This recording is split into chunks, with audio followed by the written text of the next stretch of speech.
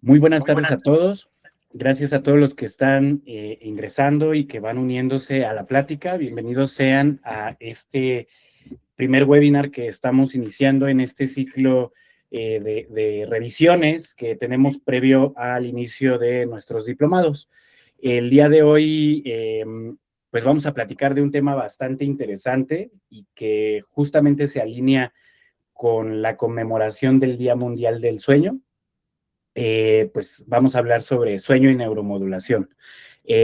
Como ustedes, la mayoría de los que nos acompañan sabrán, el sueño es una de las actividades más importantes, ¿no? Porque está involucrada en muchísimos procesos, tanto de reparación del cerebro como del propio cuerpo. Entonces, el día de hoy, pues, es un orgullo para nosotros poder trabajar con nuestro invitado, que voy a permitirle a Monse que nos pueda brindar una breve introducción hacia él. Hola, muy buenas noches. Soy Montserrat Armendáriz Curiel y tengo el gusto ahorita de presentarles al doctor Óscar Sánchez Escandón. Él es neurólogo, neurofisiólogo y especialista en medicina del sueño.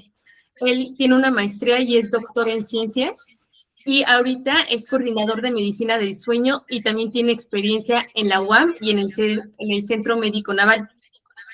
Él también es parte de asociaciones como la presidencia de la Asociación Mexicana para la Investigación y Medicina del Sueño, miembro de sociedades como la American Academy of Sleep Medicine y la European Sleep Research Society. Entonces, sin más, le cedo la palabra al doctor. ¿Cómo están? Buenas noches a todos. Espero puedan disfrutar este día. ¿Están todos de este lado? Todavía es 13 de marzo, o hay algunos que ya sea el 14, y si es así, pues muchas gracias por acompañarnos. Lo que empezaremos a hablar en un momento más son las bases biológicas que regulan el sueño y cómo los trastornos de sueño pueden afectar la calidad de vida y la calidad de sueño en los pacientes, y de qué manera podríamos emplear la neuromodulación cerebral no invasiva en el tratamiento de estas alteraciones. Es una charla muy sintetizada, es tema de congresos, es tema de diplomados como los que les vamos a invitar a participar, pero lo más importante es que podamos celebrar hoy el Día Mundial del Sueño, cuyo lema es duerme bien, vive mejor. Y creo que todos buscamos vivir mejor, tener una mejor calidad de vida, y por eso les proponemos esta pequeña charla. Si me quieren compartir la pantalla, por favor, Montserrat.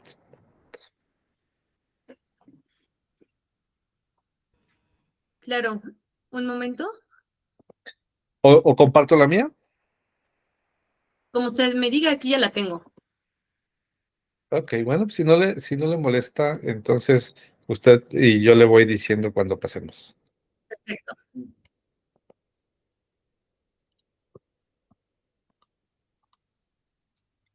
Un momento, nada más voy a empezar a presentar. Y nada más, si ustedes me pueden ayudar confirmándome si sí se ve mi pantalla. Ah, ok.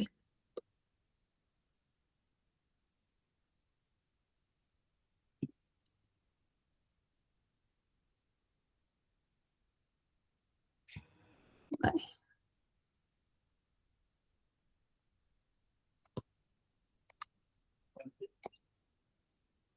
¿Ahí pueden ver mi pantalla? Sí, Listo. listo. Perfecto.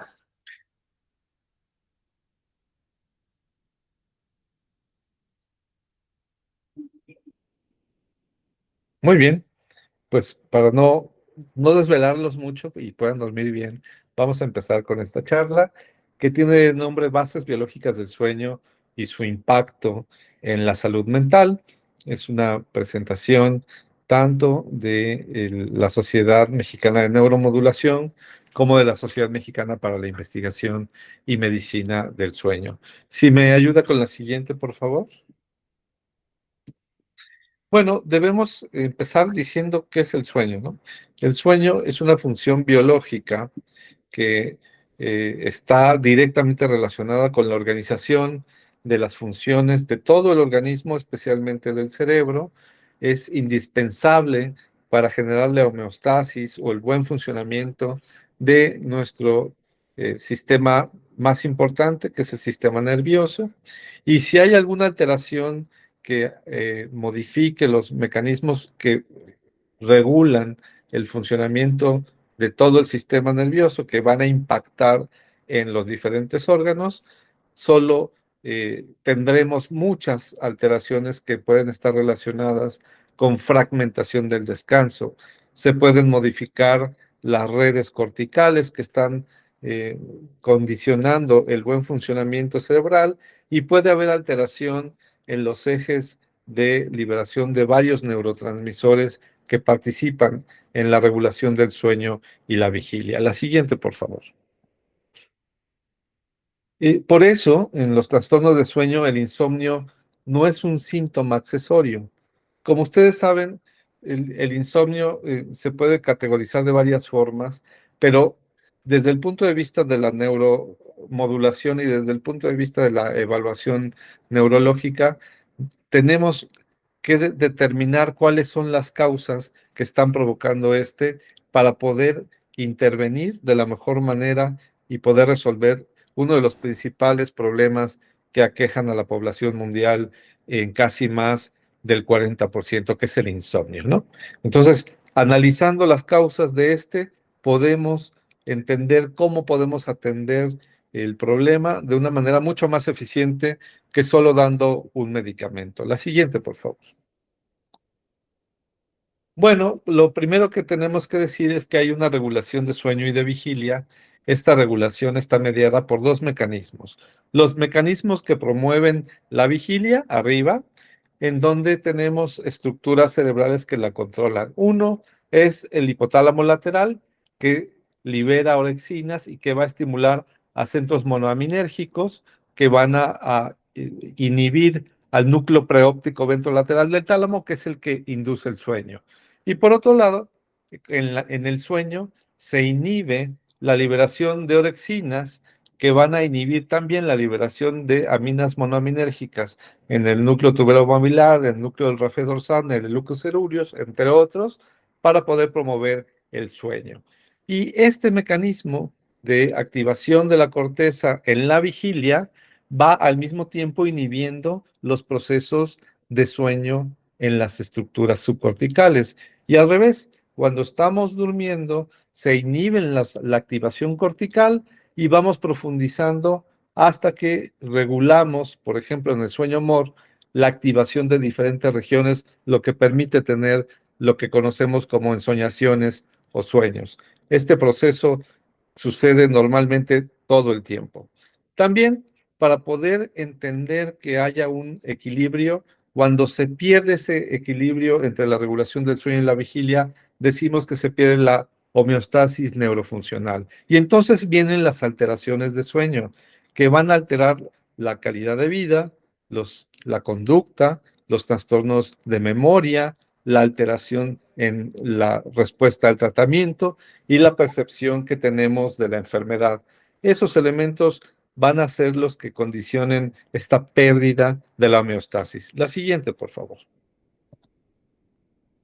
¿Cuáles son estas consecuencias de la pérdida de este equilibrio entre el sueño y la vigilia? Pues que vamos a tener varios problemas. Vamos a tener problemas que exacerben primero otras enfermedades, que se afecten las funciones ejecutivas, como la memoria, el juicio, el cálculo, que tengamos una ingesta inadecuada de alimentos, que el crecimiento en los pequeños se vea afectado, la regulación de la liberación de hormona de crecimiento y otros fenómenos, el neurodesarrollo se ve afectado, la afectación del estado de ánimo, de la conducta y los mecanismos de limpieza cerebral son los que se ven afectados con esta pérdida del equilibrio de la regulación sueño-vigilia. La siguiente, por favor.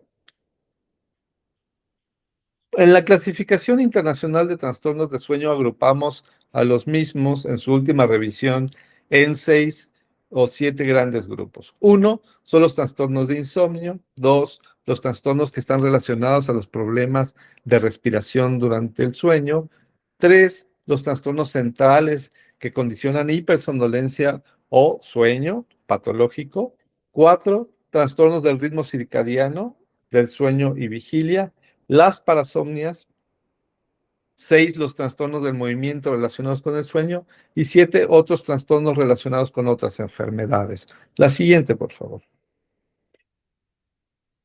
La distribución de los trastornos de sueño en diferentes patologías, vemos que el insomnio sigue siendo uno de los más prevalentes, pero también puede aumentar si se asocia a otros trastornos como la somnolencia excesiva diurna, la apnea del sueño, los movimientos periódicos de extremidades o las piernas inquietas, la apnea del sueño obstructiva, los movimientos y la somnolencia excesiva diurna, las piernas inquietas y la apnea del sueño, que son las comorbilidades más frecuentes de acuerdo a la OMS en 2019. La siguiente, por favor. Ahora, en México tenemos varios datos importantes que, de acuerdo a las encuestas nacionales de salud en otros años, que nos han aportado información muy relevante. Por ejemplo, se ha visto que el 28.4% de la población nacional, esto es 20 millones, casi 21 millones, reportó un tiempo de sueño reducido menor de 7 horas. 27.8%, esto es 19, casi 20 millones, presentaron alto riesgo de síndrome de apnea y hipopnea del sueño y el insomnio como un marcador importante de alteración de sueño en casi 13 millones y medio en 2016 en México. En total, el 75% de la población en ese año, esto es 53, casi 54 millones de adultos en México, padecieron alguno de estos trastornos de sueño. La siguiente, por favor. ¿Cómo podemos saber que hay alteraciones de sueño y en dónde se encuentran en la neuroanatomía del cerebro? Pues hay varias formas de hacerlo. Una con resonancia magnética funcional, en donde se ha visto que algunas estructuras, como el sistema reticular activador ascendente y el hipotálamo, están hiperactivos en las imágenes neurofuncionales y que además están disminuidas las zonas que están regulando el sueño, como el hipotálamo, la formación reticular, etc. Entonces, para el insomnio hay hiperactivación de regiones ligadas directamente con la activación de la corteza. La siguiente, por favor. En otras patologías como la narcolepsia, se ha visto entonces que hay una hiperactividad de las regiones corticales y una hipoactividad de la región que regula principalmente la presencia de vigilia, que como dijimos hace un momento, es el hipotálamo lateral, encargado de la liberación de orexinas para la activación. En la narcolepsia tenemos problemas de sueño patológico, no solamente durante el día, sino en cualquier hora del día, y que van a tener alteraciones en la conciencia, en la ejecución de tareas y en el estado de ánimo. Muchas veces se confunde la narcolepsia con una depresión profunda y esto retrasa el tratamiento y retrasa la activación de las medidas correctas para poder corregir el problema. La siguiente, por favor. Por ejemplo, en otro trastorno de sueño conocido como las piernas inquietas, tenemos una hiperactivación de las regiones corticales encargadas del movimiento, además una falla en la regulación de los mecanismos que ligan a una sustancia muy común que es el hierro. El hierro puede estar bajo incluso en las zonas que controlan la síntesis de un neurotransmisor clave, que es la dopamina. Y cuando hay hierro bajo a nivel central, aunque el periférico pueda estar normal, también puede condicionar este trastorno. Entonces, hay que hacer una evaluación en la historia clínica para ver si estos pacientes cursan con deterioro asociado a la falta de hierro. En el trastorno conductual de sueño-humor, que es una patología muy interesante, porque en enfermos de Parkinson o en algunas alteraciones de influencia farmacológica, se empiezan a actuar los sueños. Y esta actuación de sueños tiene que ver con una pérdida de la inhibición o del bloqueo de la respuesta motora cuando estamos soñando. Si ustedes recuerdan, cuando sueñan, están quietecitos, pero solamente movemos los ojos durante el sueño amor. En algunas patologías esto se pierde y entonces empezamos a actuar los sueños. También hay una falla metabólica en la región que inhibe el movimiento de la corteza hacia el cuerpo. La siguiente, por favor. A pesar de que haya tratamientos farmacológicos que puedan ayudarnos a reducir estos trastornos, hay un grado de refractariedad, esto es que no funciona el tratamiento entre el 30 y el 50% de los casos. Esto nos deja prácticamente con más o menos la mitad de los problemas resueltos y para eso, pues hay que buscar alternativas. La siguiente, por favor.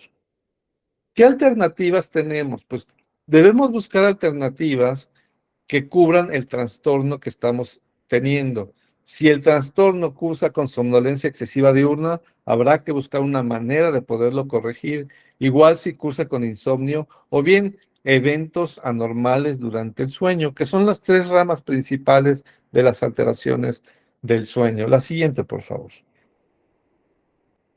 Entonces, los objetivos del tratamiento, por ejemplo, con la alternativa que tenemos a la mano, que es la neuromodulación cerebral no invasiva, es mejorar la calidad y la cantidad de sueño, reducir la latencia y despertares, incrementar el tiempo total de sueño y mejorar las repercusiones diurnas. Esto no lo hace un fármaco. Si nos tomamos un medicamento, probablemente podamos dormir más, pero tendremos somnolencia excesiva diurna, alteraciones de la conciencia, etc. La siguiente, por favor. Bueno, para poder hablar de neuromodulación, tendremos que entender que hay una anatomía del sueño, una fisiología de la activación de la corteza en relación a los estratos subcorticales y que hay diferentes mecanismos a nivel cortical y subcortical que van a activar o inhibir la activación de diferentes regiones que están ligadas con la activación del sueño o con la activación de la vigilia.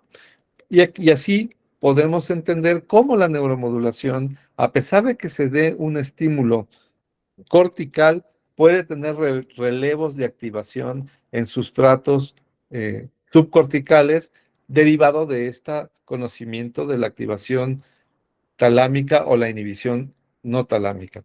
Y así hay varios estudios. Por ejemplo, en el insomnio asociado a la aplicación de neuromodulación, se conoce que esta activación del insomnio es una excitabilidad intracortical que perturba el inicio del sueño y cuando se ha aplicado estimulación magnética repetitiva de alta frecuencia, esto puede llegar a inhibir ese estado de hiperexcitación de la corteza cerebral que afecta la actividad metabólica y las hormonas que están relacionadas con la promoción del sueño. Un estudio de Arana y colaboradores. La siguiente, por favor.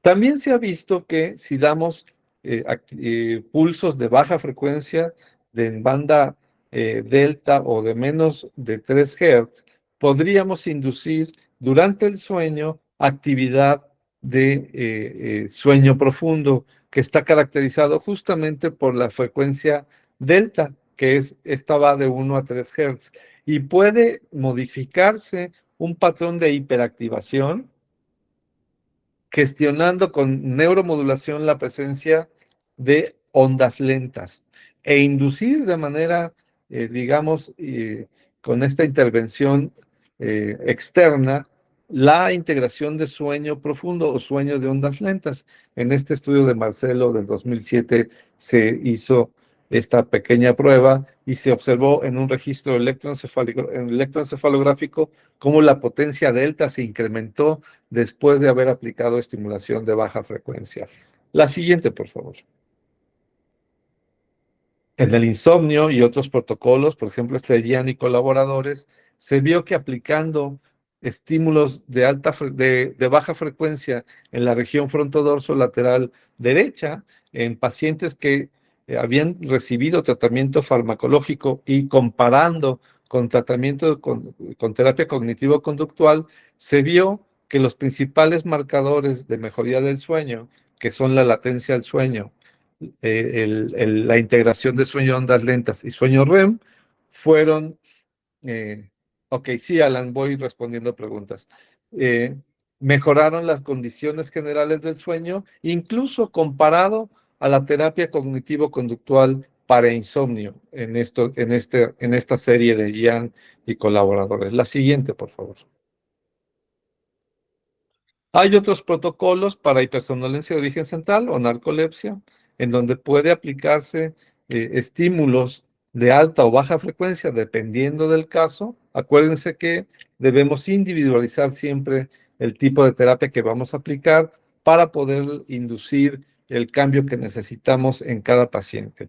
En este caso, en la narcolepsia, en este estudio se realizaron estímulos de baja frecuencia. La siguiente, por favor. Y aquí tenemos este protocolo, aplicando en un total de 800 pulsos, y vean aquí la relación. Entre mayor número de pulsos, mejoraron las escalas de somnolencia. Acuérdense que en el Epworth es una escala de somnolencia que mide los aspectos de sueño durante el día o la hipersomnolencia diurna, y entre más alto es la escala, más somnolencia hay.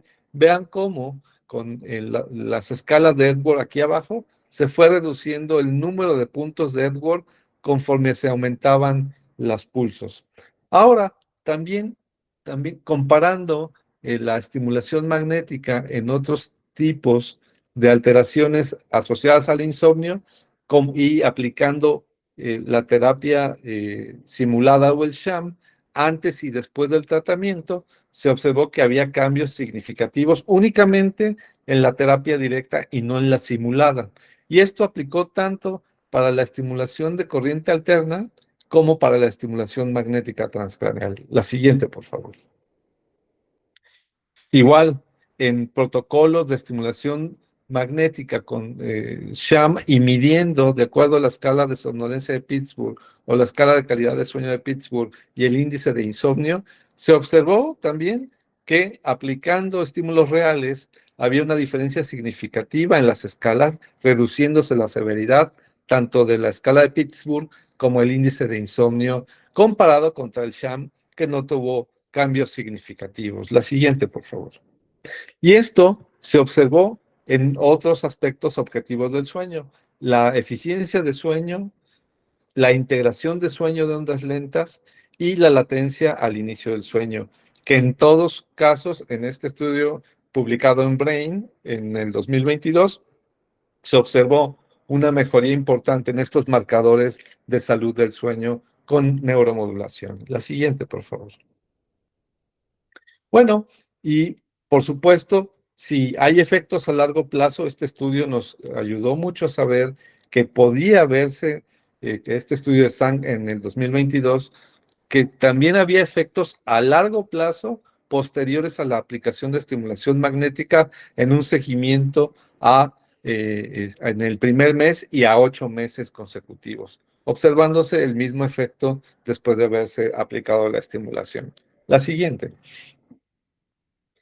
Bueno, y hay metaanálisis en donde se compara la estimulación eléctrica con la estimulación magnética, en donde se incluyeron 245 casos y los resultados fueron muy similares.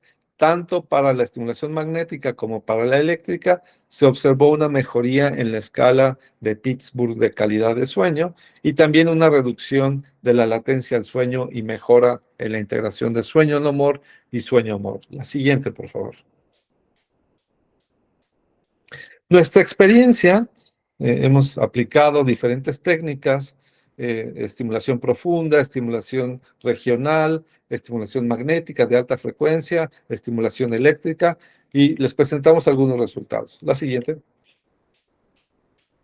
En este protocolo que fue publicado, y realizamos estímulos de alta frecuencia con estimulación magnética en pacientes que tenían una baja calidad de vida y que eran epilépticos por insomnio asociado a la epilepsia. La siguiente, por favor. ¿Qué encontramos? Bueno, que aplicando la escala de QOLY antes y después de la estimulación magnética, vimos una reducción significativa en los parámetros del QOLY. Entre más alto es el QOLY, peor es la calidad de vida de estos pacientes y vimos un cambio importante. La siguiente, por favor. ¿Qué es lo que condicionó este cambio? Pues los resultados pre y post de estimulación en el tiempo total de sueño, mejoramos el tiempo total de sueño, redujimos la latencia del sueño o el tiempo total de vigilia, lo redujimos. La siguiente, por favor. La siguiente, por favor. O nos regresamos una, creo que quedó inconcluso eso. Casi. Redujimos el tiempo para inicio del sueño, la latencia del sueño y mejoramos la eficiencia de sueño en estos pacientes epilépticos al aplicarles estimulación magnética. La siguiente. Otros protocolos de estimulación magnética en pacientes con movimiento periódico de extremidades, dando pulsos de baja frecuencia, observamos una disminución en los movimientos, en el índice de movimientos, que es el conteo del número de movimientos por hora de sueño. Observamos una reducción importante en los movimientos, pero también en una mejoría en su integración de sueño. La siguiente, por favor. En otros estudios con estimulación magnética en síndrome de piernas inquietas, observamos también una reducción importante en el número de movimientos y una mejoría en la eficiencia del sueño, entre más aumentábamos la cantidad de pulsos en estos pacientes. La siguiente, por favor. Bueno, aquí esta es una pequeña tabla que diseñamos para diferentes tipos de trastornos neurológicos que van acompañados de insomnio o algún tipo de alteración de la integración de sueño, en dónde lo aplicamos, cuánto duró el tratamiento, la estimulación en este protocolo, el nivel, el rango de eficacia terapéutica y la referencia de cada uno de estos protocolos. La siguiente. Pues la discusión comparativa, ¿no? La siguiente, por favor. Hemos visto que en revisiones de estudios de protocolos de tratamiento para insomnio con neuromodulación existen muchos protocolos y estos protocolos, que siempre y cuando estén bien diseñados, si tienen terapia simulada sham y si el número de pacientes está suficientemente integrado, puede haber mejorías importantes. En otros hay digamos, outcomes o seguimientos no tan claros, pero esto va creciendo y entre más se aplique estas técnicas, pues más información se obtendrá para saber si son suficientemente efectivas o no para los trastornos de sueño. La siguiente, por favor. En metaanálisis, por ejemplo, analizando diferentes técnicas de tratamiento como terapia cognitivo-conductual, ejercicio, exposición a la luz, meditación, aplicación de melatonina, tratamientos farmacológicos naturales, farmacoterapia clásica, placebo, todos estos comparados contra estimulación magnética. Y vean los efectos favorables, por ejemplo, de la estimulación magnética se comparan o son incluso mejores en esta serie que la melatonina. El único que no dio una mejoría fue el tratamiento herbal o natural comparado con los demás, ¿no? Pero está en el rango de terapéutico la estimulación magnética. La siguiente, por favor. Bueno, como conclusiones y para concluir esta charla, la siguiente, pues hay que decir que entre el 30 y el 50% de los casos existe una falla en el tratamiento farmacológico, que hay fallas en vías o en circuitería que justifica la presencia de estos trastornos en los pacientes y que pueden ser susceptibles de ser neuromoduladas con técnicas no invasivas. La evidencia al respecto, como vieron, es variable, pero el foco terapéutico más notable se centra principalmente en el tratamiento del insomnio y por supuesto que se deben realizar más estudios y dar seguimiento a líneas de investigación en la estimulación no invasiva en trastornos de sueño. La siguiente, por favor. Bueno, Entonces, la neuromodulación cerebral no invasiva representa una alternativa coadyuvante que sigue siendo prometedora para el manejo de trastornos de sueño porque reduce los efectos colaterales asociados, por ejemplo, a los fármacos clásicos que se emplean para el control del insomnio principalmente. Este QR los puede llevar a la tabla que les di hace un ratito, así es que si lo quieren copiar, adelante. Y muy bien, si ya lo hicieron, pues seguimos con la última, en donde les queremos hacer una invitación a que se afilien tanto a la Sociedad Mexicana de Neuromodulación como a la Sociedad Mexicana para la Investigación y Medicina del Sueño, en donde se están organizando el segundo diplomado de neuromodulación de la Sociedad Mexicana de Neuromodulación, que empieza ya en abril, ¿es correcto? Y que dura hasta septiembre. Es Así es, correcto. Doc, así es, correcto. En donde estaremos hablando de estos temas y de otros temas muy importantes de la neuropsiquiatría, de la neurología, de los trastornos conductuales, de los trastornos de depresión, de los trastornos relacionados con mecanismos de alteración, por ejemplo, en la variabilidad neurológica, en TDA, en neurodesarrollo y en varios otros temas que están organizados en este gran diplomado, el segundo que se organiza por la Sociedad Mexicana de Neuromodulación, y al mismo tiempo invitarlos al 17º Diplomado Internacional de Medicina del Sueño, que tiene todos estos módulos que ven aquí, que también empieza en abril y que ya está abierta en este QR abajito, listo para que ustedes puedan inscribirse también. Si se inscriben a los dos, seguramente podremos hacerles una buena promoción para que pues, la inversión que hagan sea no tan onerosa. Pregunten por nuestras becas, pregunten por nuestros descuentos, al menos en el diplomado de sueño. Y bueno, estaremos listos para poderles apoyar y nos vemos en ambos diplomados. Muchas gracias. Muchísimas gracias, doctor. Muchísimas gracias por la presentación.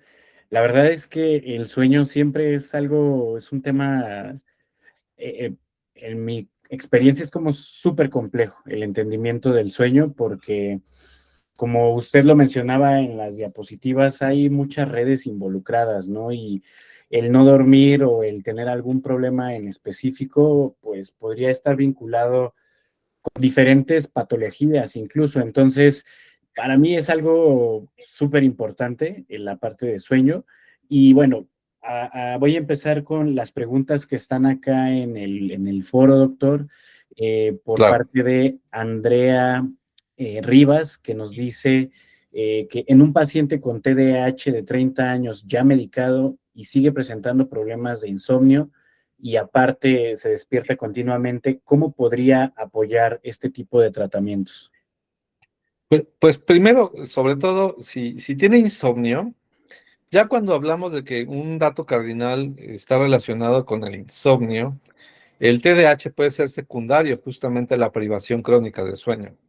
¿Y cómo puede ayudar la aplicación de la neuromodulación? Pues a inducir, como explicamos, el sueño de una manera no farmacológica, porque si empezamos a saturar al paciente, en este caso, con fármacos inductores de sueño, podríamos incrementar los datos del déficit de atención, ¿no? Y creo que entra o cabe la oportunidad de poder aplicar neuromodulación justamente para regular el sueño, mejorar el sueño y seguramente observar mejoría también en los indicadores de déficit de atención. Muy bien, muchas gracias, Doc. Por acá hay otra pregunta. Ahorita en un momentito le pasamos a los que levantaron la mano para hablar. Vamos a leer primero los comentarios. El primero es, por acá está, igual de Andrea. Bueno, justo aunado a lo que menciona, dice que tiene buenos hábitos y han intentado varios métodos, pero que funcionan por unos meses y luego vuelven a presentar insomnio. Entonces, aquí, Doc, creo que pues También es muy importante resaltar que justo como algunas otras redes neuronales, es muy importante la repetición, ¿no? La repetición de todas estos, eh, ¿cómo decirlo? Todos estos tratamientos, pues no son como en una sola exhibición.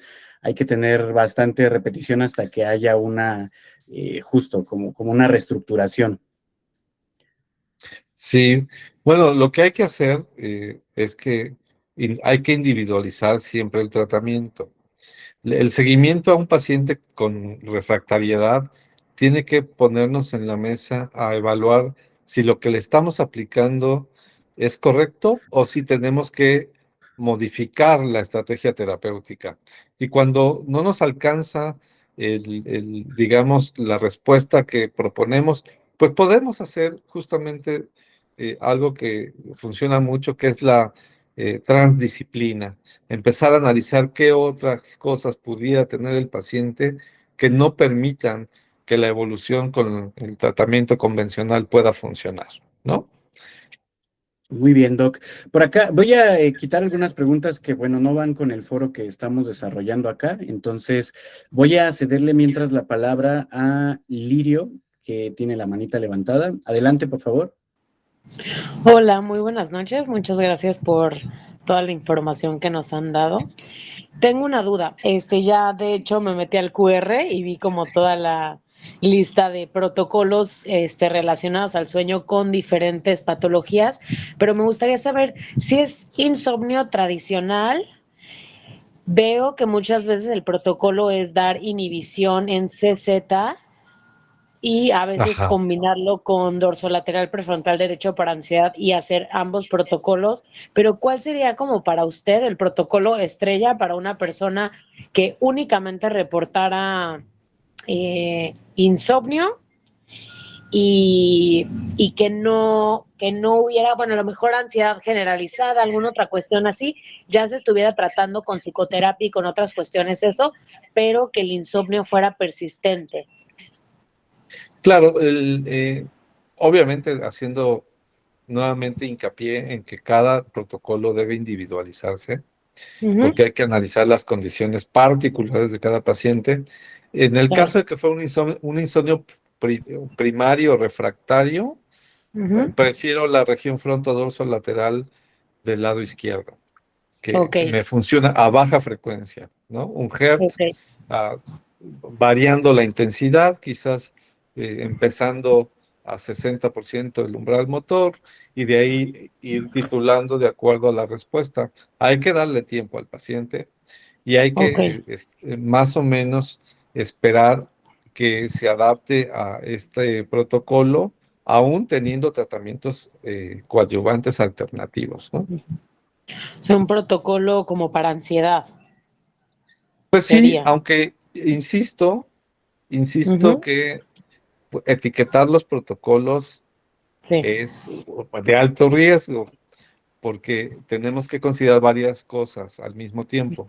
Acuérdense que los protocolos se individualizan y que hay una herramienta nueva que no está tan a la mano siempre, que es el neuronavegador.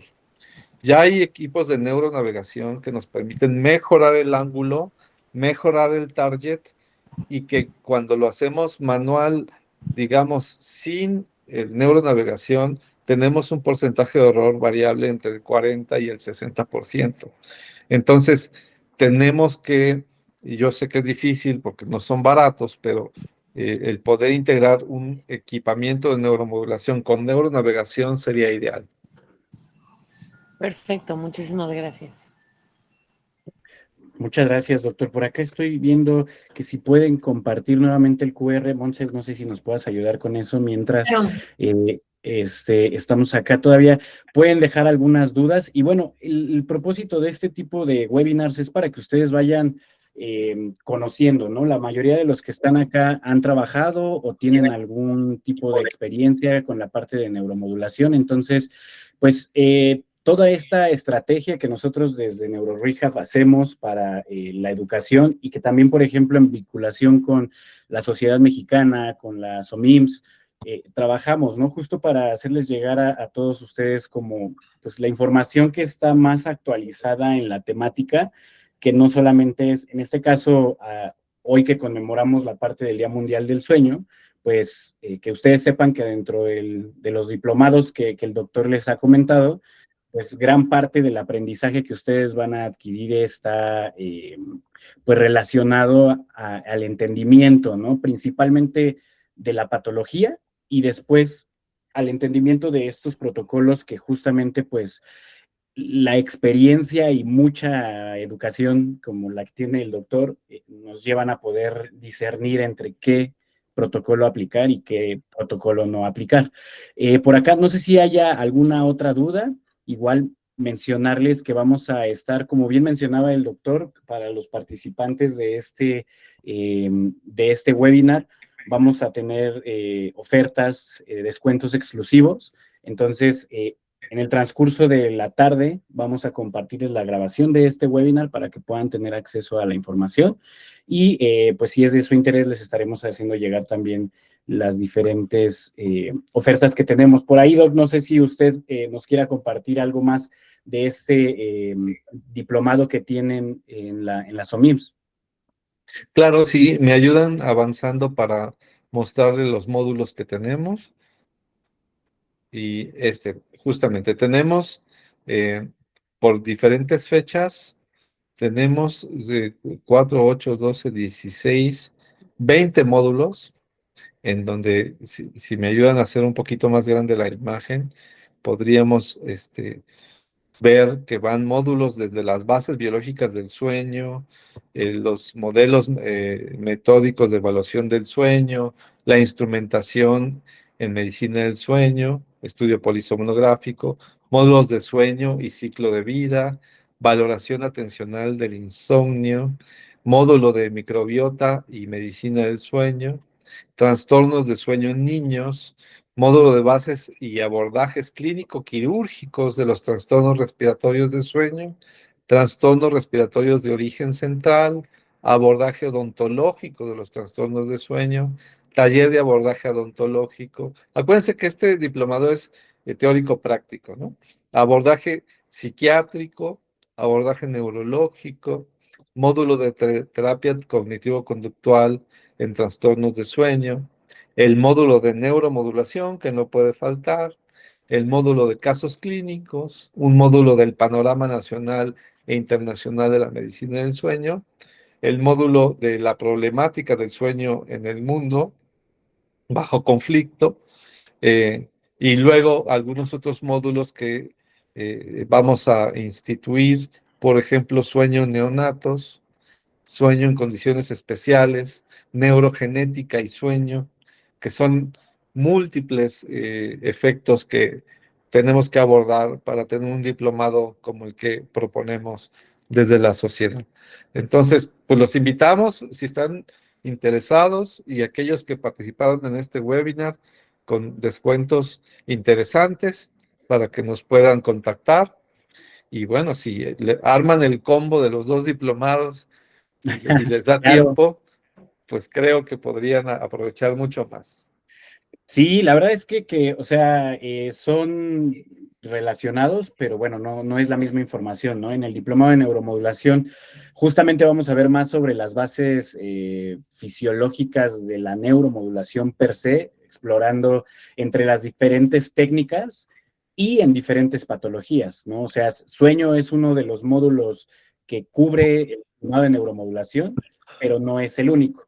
Por ahí, Doc, yo siempre tengo como esta cuestión con relación a la parte del sueño, aprovechando ahorita que no hay preguntas en el foro, y es, por ejemplo, supongamos que tenemos un paciente con ansiedad, ¿no? Y sabemos que ansiedad muchas veces está, o casi todo el tiempo está vinculada con problemas para la conciliación del sueño. En ese caso, Doc, ¿cómo podría usted hacer un diseño de un protocolo de tal forma que pues sea benéfico para ambas, o sea, para el síntoma y para la parte de la ansiedad, que es lo que lo está desencadenando? ¿Cómo desde la perspectiva médica ustedes diseñan cuál sería la mejor forma de dar el tratamiento a pacientes con comorbilidades. Claro. El fenotipo ansioso es de los más difíciles de controlar para insomnio y para la ansiedad per se. Entonces, casi siempre cuando llegan ya dieron muchas vueltas y tienen encima un stock de fármacos que podrían traducir una sola cosa: desesperación. Desesperación del paciente y desesperación de los tratantes, que ya le dieron 2 benzodiazepinas o que ya le dieron un antipsicótico con otro antipsicótico, ¿no? De la misma línea terapéutica, que ya le dieron 2 antidepresivos y que el efecto pues simplemente no responde. ¿Por qué? Porque el fenotipo ansioso requiere un abordaje diferente, más ligado a el abordaje de las causas, una terapia cognitivo-conductual, una historia clínica completa y la eliminación del tratamiento farmacológico progresivamente, lentamente y con el apoyo de la técnica de neuromodulación más adecuada para cada paciente, ¿no?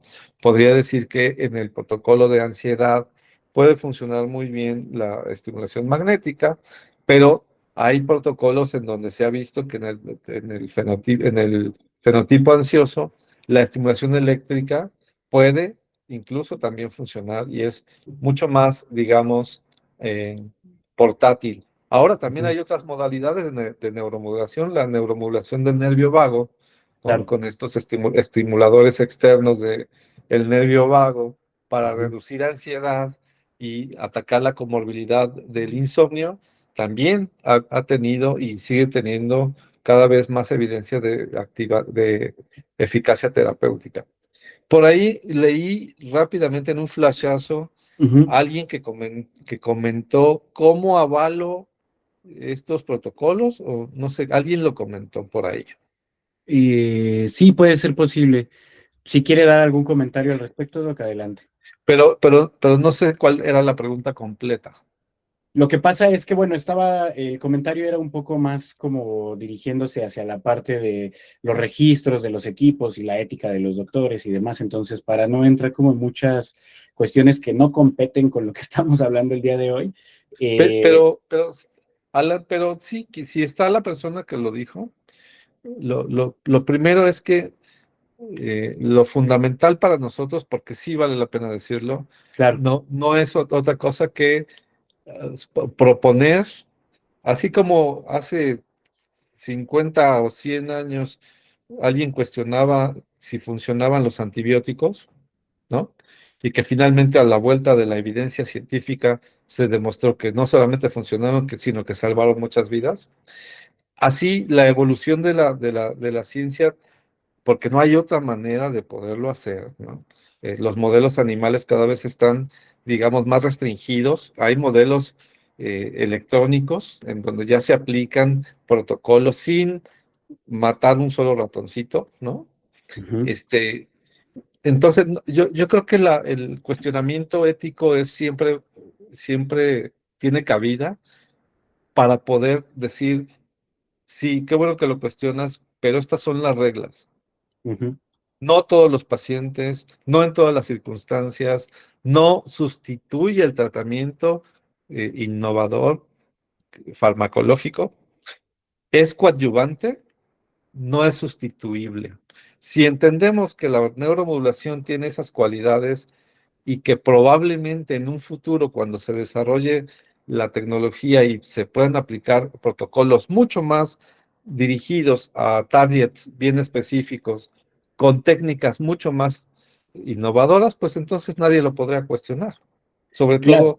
todo en función de los resultados.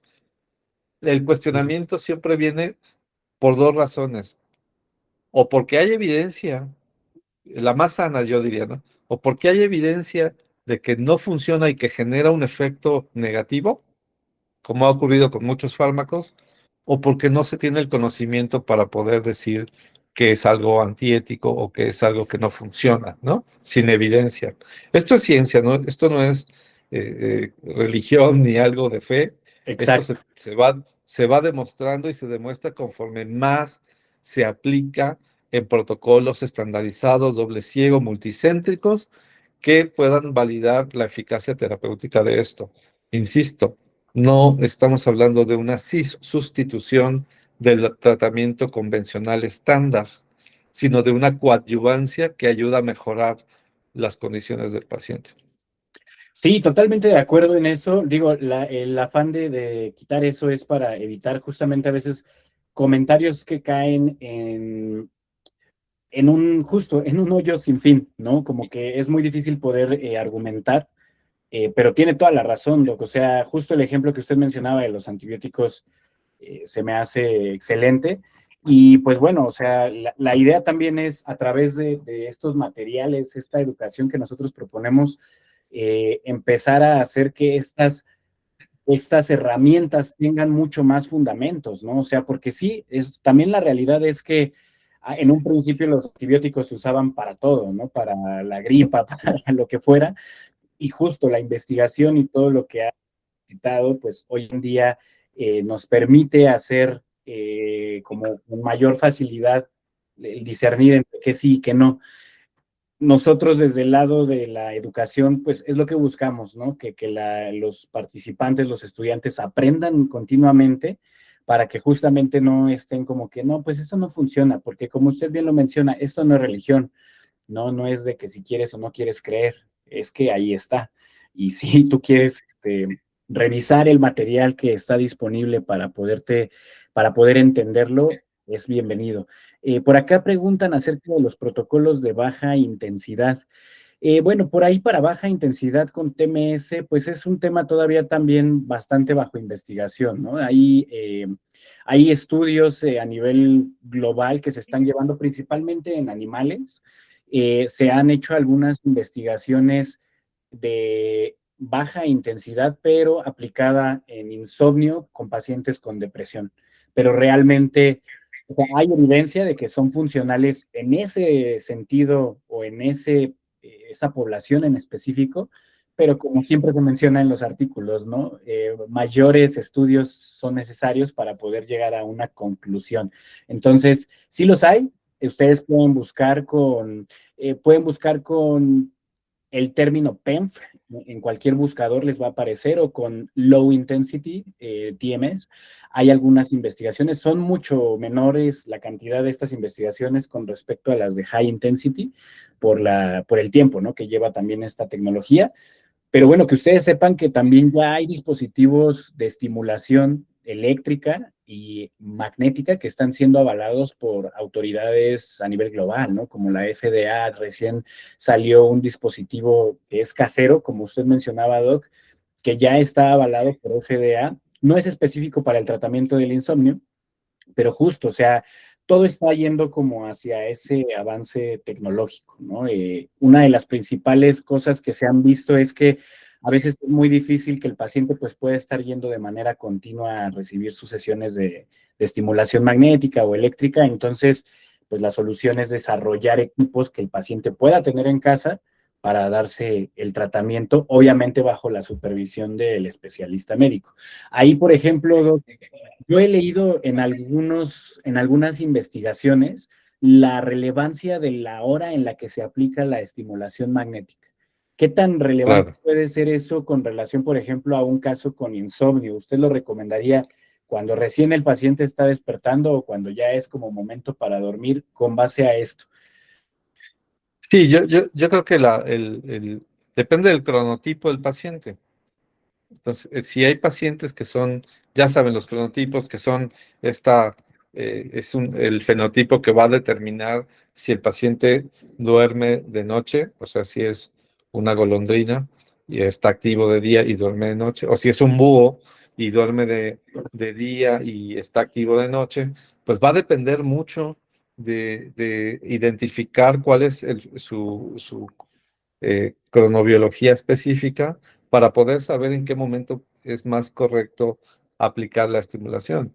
Tampoco vamos a forzar a un cronotipo búho a que duerma de noche, porque pues ya tiene su condición genética bien definida, ¿no?